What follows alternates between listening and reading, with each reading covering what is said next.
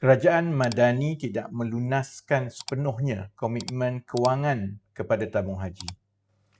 Penstrukturan kewangan tabung haji yang diluluskan kerajaan pada akhir 2018 bergantung kepada kemampuan dan kepatuhan kerajaan Malaysia untuk melunaskan komitmen kewangan kepada tabung haji apabila sampai tarikh matang.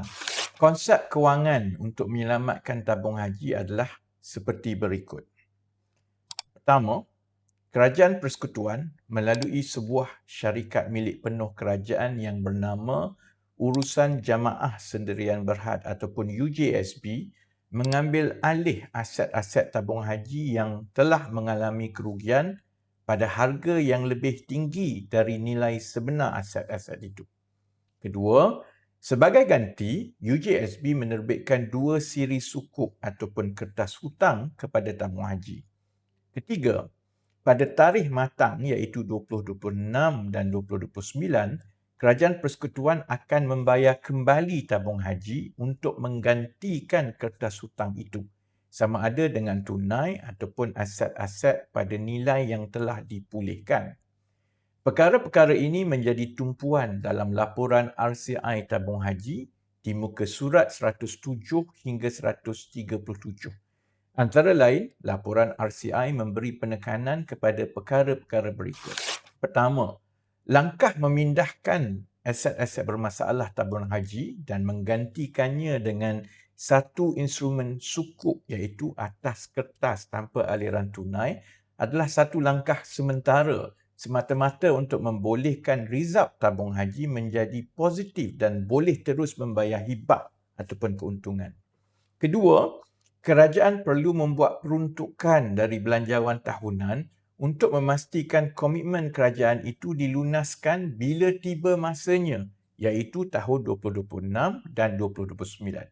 Dan ketiga, aset atas kertas melalui instrumen sukuk menyebabkan aset dan pendapatan tahunan tabung haji yang diaku dari sukuk itu nampak lebih baik, tetapi ia tetap bergantung sama ada wang atau aset yang setara disuntik kembali untuk menggantikan aset kertas atas kertas ini apabila sampai tempoh matang. Ketiga-tiga kerajaan dari PH, PN dan juga sekarang ini PHBN telah meluluskan peruntukan bagi tujuan melunaskan sukuk sejak tahun 2019. Semasa PH di bawah pentadbiran Tun Mahathir, pada 5 April 2019, kerajaan meluluskan peruntukan sekurang-kurangnya 17.8 bilion bagi menampung kekurangan penembusan sukuk UJSB.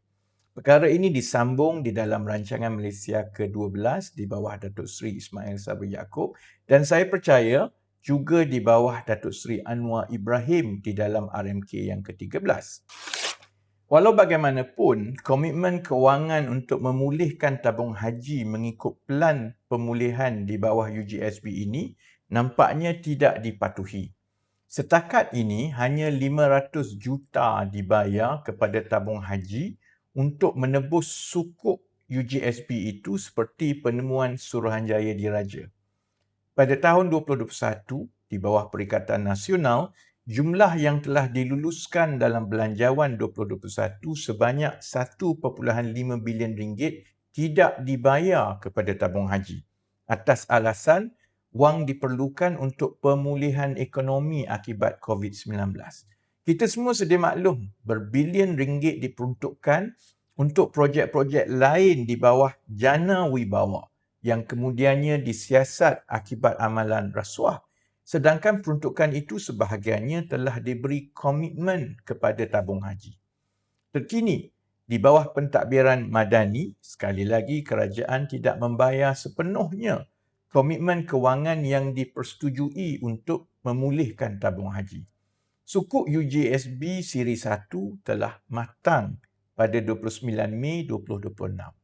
Sewajarnya, kerajaan melunaskan komitmen untuk menebus sepenuhnya sejumlah 12.5 bilion ringgit yang perlu dibayar kepada tabung haji sama ada dalam bentuk tunai atau aset yang setara nilai.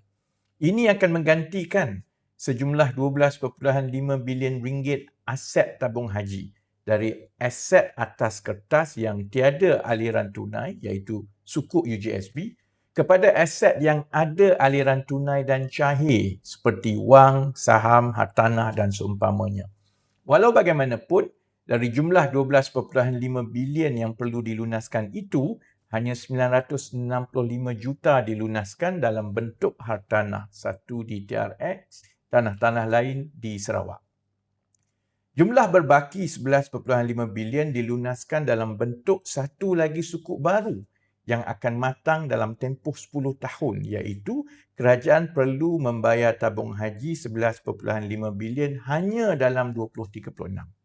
Sepanjang saya menjadi Menteri Ekonomi, saya ingat kerajaan memang ada membuat peruntukan lebih dari 1 bilion ringgit setahun untuk melunaskan sukuk UJSB ini bila matang pada 29 Mei 2026. Oleh itu, sewajarnya perbahasan Parlimen esok mendapat penjelasan yang berterus terang daripada kerajaan ke mana wang berbilion yang diperuntukkan selama ini untuk memulihkan tabung haji itu telah pergi.